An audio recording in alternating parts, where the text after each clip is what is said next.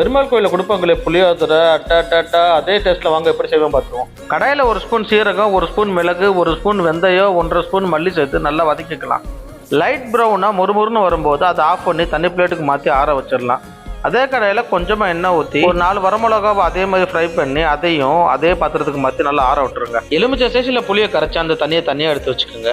ஆற வச்ச பொருளை மிக்ஸி ஜாருக்கு மாற்றி நல்லா பொடியை அரைச்சி வச்சுக்கோங்க. கடாயில் 4 ஸ்பூன் கடலெண்ணெய் ஊற்றி நல்லா காஞ்சதும் கடை உளுந்து, கடலப்பருப்பு, 2 வரமிளகா, கொஞ்சம் கருவேப்பிலை போட்டு வதக்கிக்கிட்டு கொஞ்சம் வேர்க்கடலை சேர்த்து நல்லா வதக்கி விட்ருங்க.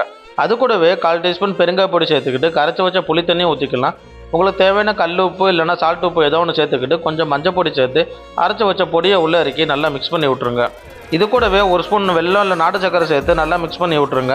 ஒரு 5 நிமிஷம் வதக்குனா இந்த பேஸ்ட் பதம் வரும். இந்த பதம் வந்ததுமே சாப்பாடு இறக்கி எல்லாத்தையும் நல்லா மிக்ஸ் பண்ணி விட்ருங்க.